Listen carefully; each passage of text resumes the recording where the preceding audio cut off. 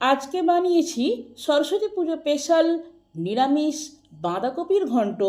অপূর্ব স্বাদে, যে খাবে সে আঙুল চাটতেই থাকবে। নমস্কার আমার প্রিয় বন্ধুরা, আশা করি আপনারা সকলে ভালো আছেন আর সুস্থ আছেন। বাসন্তীর রান্নাঘরে আপনাদের সবাইকে সুস্বাগত। আজকের রেসিপি সরস্বতী পুজো স্পেশাল নিরামিষ বাঁধাকপির ঘন্ট। অপূর্ব স্বাদে, যে খাবে সে আঙুল চাটতেই থাকবে।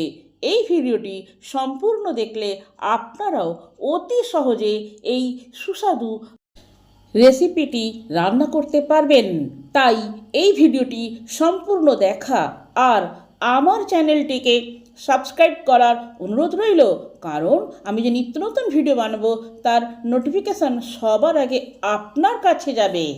নিরামিষ বাঁধাকপির ঘন্ট রান্না করার জন্য যে উপকরণগুলো লাগবে সেইগুলি হলো একটি বাঁধাকপি, দুটি আলু, 1 ইঞ্চি আদা, 1 চামচ হলুদ গুঁড়ো, 1 চামচ জিরে গুঁড়ো, হাফ চামচ গরম মশলা, হাফ চামচ লঙ্কা গুঁড়ো। যেরকম ঝাল খাবেন আর সেরকম লঙ্কা দেবেন। আর লাগবে একটা স্পেশাল ভাজা মশলা, কিছুটা মটরশুঁটি, একটা টমেটো। প্রথমে আলুটাকে কেটে নিই।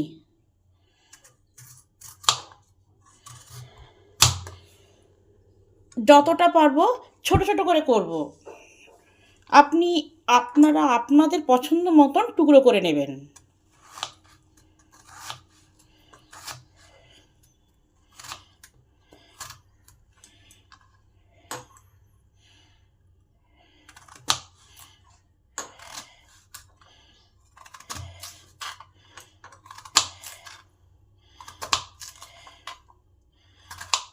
আলুগুলো আমার কাটা হয়ে গেছে।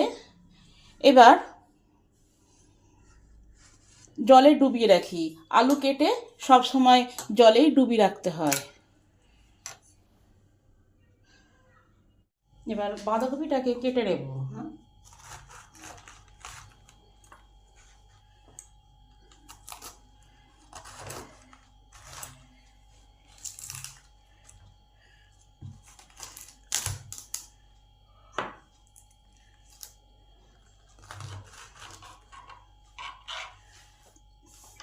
যতটা পারে মিহি করে কুচাবো, তাহলে তাড়াতাড়ি সেদ্ধ হবে।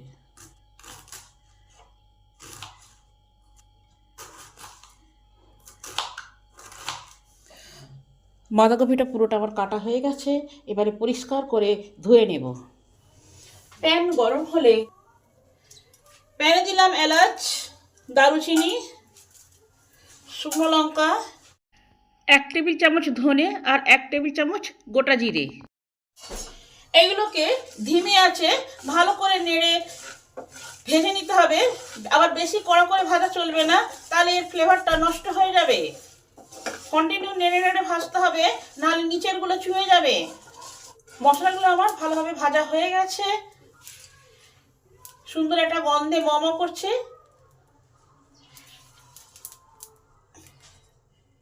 আর এই যে পটপট করে আওয়াজ হচ্ছে, এটাই হলো ভাজার লক্ষণ। এর থেকে আর বেশি ভাজবে না। এবার নামিয়ে নেব। এবার ঠান্ডা করলে গুঁড়ো করে নেব। প্যান গরম হলে প্যানে দিলাম পরিমাণ মতন তেল। রান্নাটা আমি সরষের তেলে করব।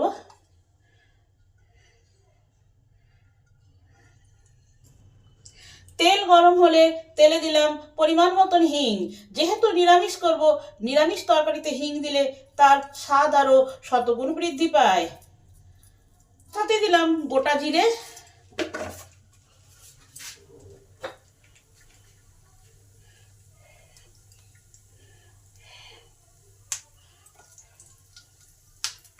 দুটো লঙ্কা আর দুটো তেজপাতা।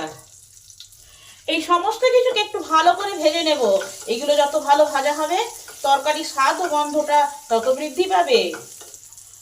হিং, লঙ্কা, জিরে, তেজপাতা সব আমার ভালোভাবে ভাজা হয়ে গেছে। একটা সুন্দর গন্ধে মম করছে। ঠিক এই সময় আলুটাকে ভালো করে ধুয়ে দিয়ে দিলাম।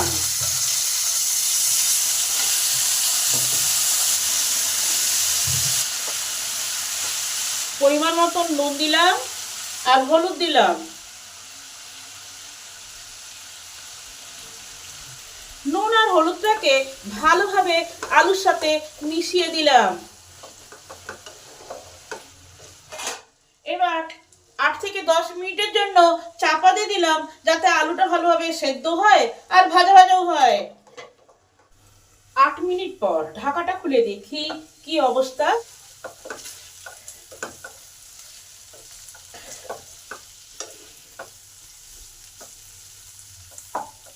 আলুগুলো আমার 50% ভাজা ভাজা হয়েছে, সেদ্ধ হয়ে গেছে। এই সময় আদা, জিরে গুঁড়ো, লঙ্কা গুঁড়ো আর গরম মশলাটা দিয়ে দিলাম। এই সমস্ত মশলা আলুতে দিয়ে ভালো করে একটু নেড়ে নেব, যাতে মশলার কাঁচা গন্ধটা না থাকে, সেই দিকে লক্ষ্য রাখতে হবে। এর সঙ্গে মটরশুঁটিগুলোও দিয়ে দিলাম, কেন মটরশুঁটিগুলো সেদ্ধ হবে। সমস্ত মশলা আমার ভালোভাবে কষা হয়ে গেছে, কাঁচা গন্ধটাও আর নাই। এই সময় বাঁধাকপিটা ভালো করে ধোয়া আছে, সেই ধোয়া বাঁধাকপিটা আলুর উপরে দিয়ে দিলাম।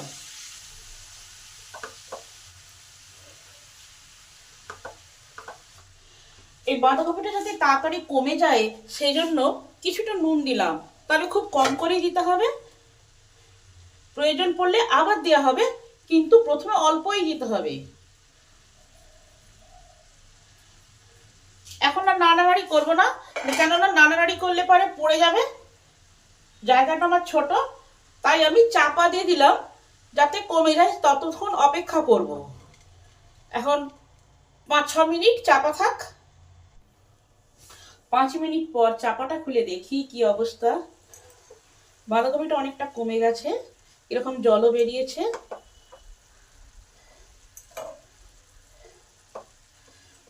ভালো করে নেড়ে দেব, আলু আর বাঁধাকপি ভালো করে পাইল করে দেব।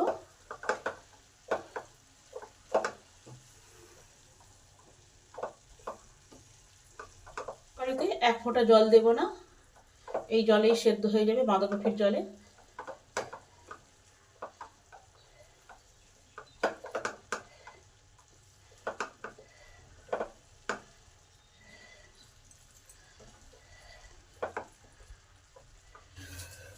এটা আরো 8 থেকে 10 মিনিট চাপা দিয়ে রেখে দিই, যাতে বাঁধাকপিটা সেদ্ধ হবে। ঢাকা চাপা দিয়ে রান্না করলে রান্নার টেস্টটা খুব ভালো হয়। 5 মিনিট পর চাপাটা খুলে দেখি কি অবস্থা। এবার সমস্ত কিছু আবার ভালো করে নেড়ে দেব। কপিটা আমার 80% সেদ্ধ হয়ে গেছে। ঠিক এই স্টেজেতে টমেটোটা দিয়ে দিলাম। টেস্টের ব্যালেন্সের জন্য কিছুটা চিনি যোগ করলাম, আপনারা দিতেও পারেন আবার নাও পারেন। এবার চিনি আর টমেটোটাকে ভালো করে তরকারির সাথে মিশিয়ে দেব।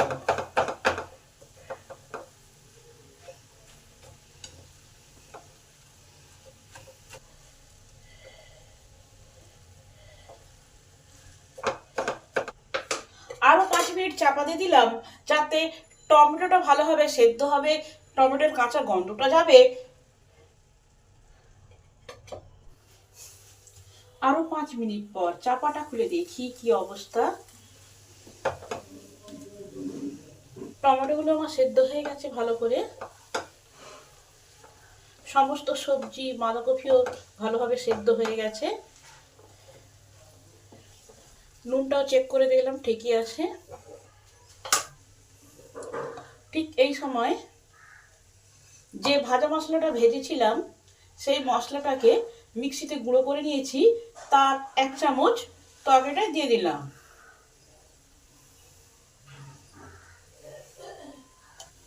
আর কিছুটা ঘি তরকারিতে দিলাম, তরকারির স্বাদ আর গন্ধ বৃদ্ধি পাবে।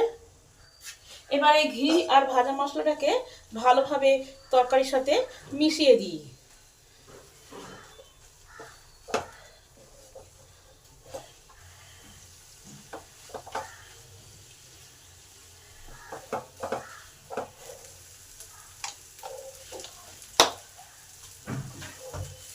আরও একটু গরম মশলা দিলাম ভালো করে সুন্দর গন্ধ হওয়ার জন্য। তরকারিটা আমার হয়ে এসেছে, দেখছেন প্যান থেকে কত সুন্দর করে ছেড়ে যাচ্ছে। তরকারির যে জলীয় অংশটা সেটা সব শুকিয়ে গেছে। গ্যাসটা অফ করে দিই। ভিডিওটা সম্পূর্ণরূপে দেখার জন্য অসংখ্য ধন্যবাদ। দেখা হচ্ছে অন্য কোনো নতুন ভিডিওতে।